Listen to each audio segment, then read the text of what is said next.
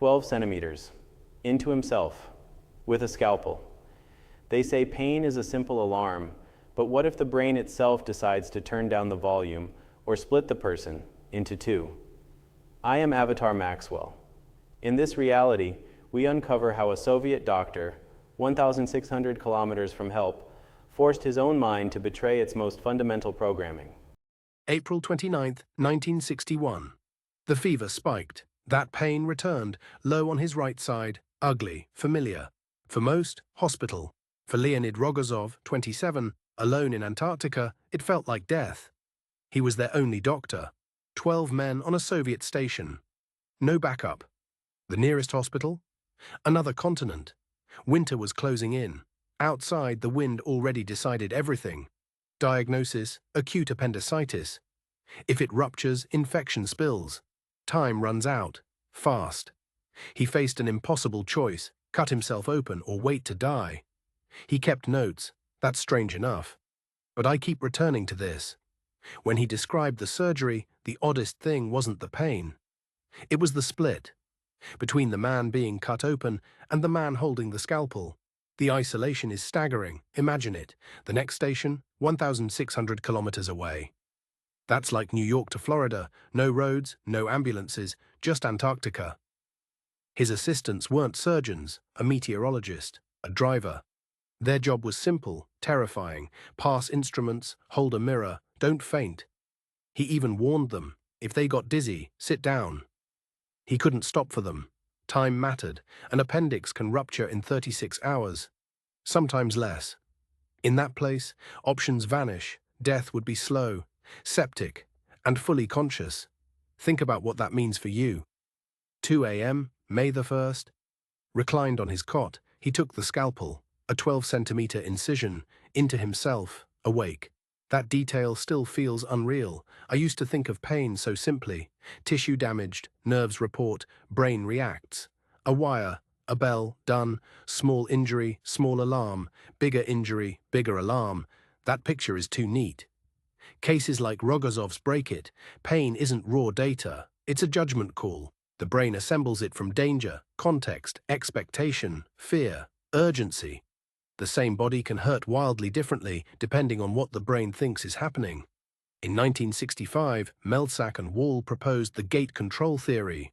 Pain signals, they argued, are modulated, filtered. Neurological gates in the spinal cord. Gates the brain itself can influence. His abdomen screamed emergency. Loud, undeniable. Normally the system would escalate, pull back, protect the body, make him stop. But for Rogozov, stopping was lethal. So a higher system, probably the prefrontal cortex, stayed online, made a brutal call: keep functioning, keep hands steady.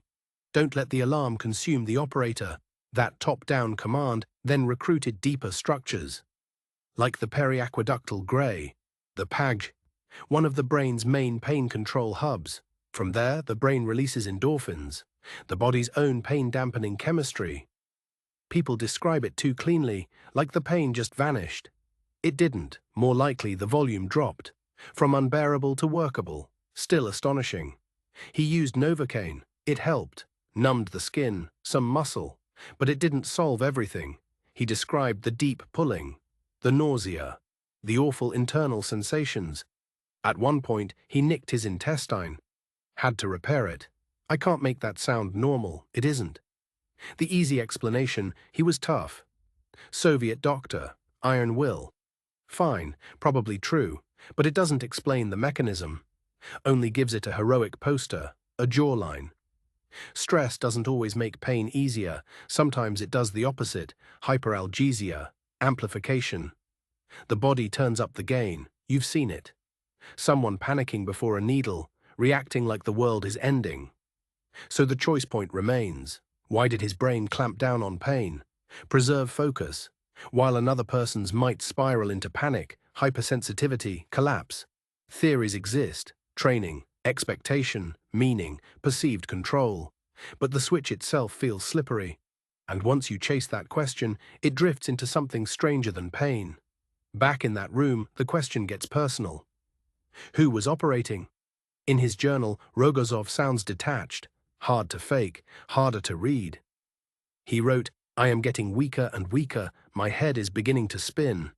Every 4 to 5 minutes I rest for 20 to 25 seconds.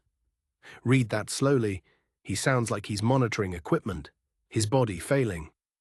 He records it with clipped, workman-like distance, like the body is an assignment. Must be completed. One way to understand that, cognitive dissociation. A last-ditch mental partition, extreme stress.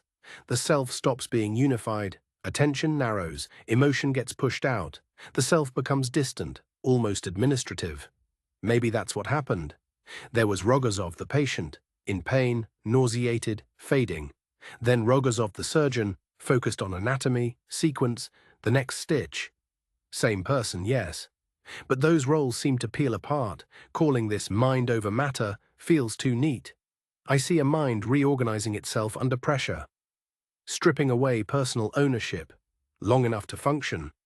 The body becomes the case, the task.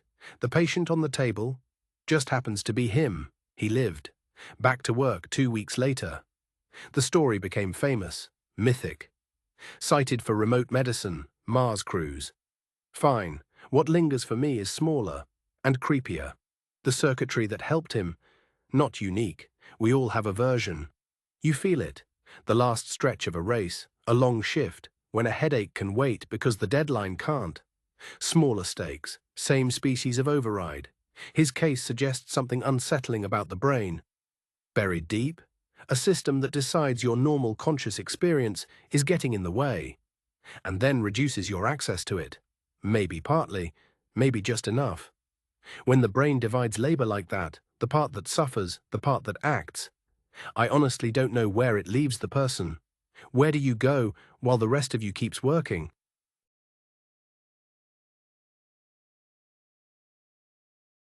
The brain's ability to release endorphins, to invoke a cognitive dissociation under extreme duress, reveals a circuitry far more complex than a simple alarm. It makes you wonder, if the self can be administratively partitioned, what other functions does our brain quietly perform without our conscious awareness? Subscribe to Circuit Reality to keep exploring these hidden depths. Until next time, this is Circuit Reality.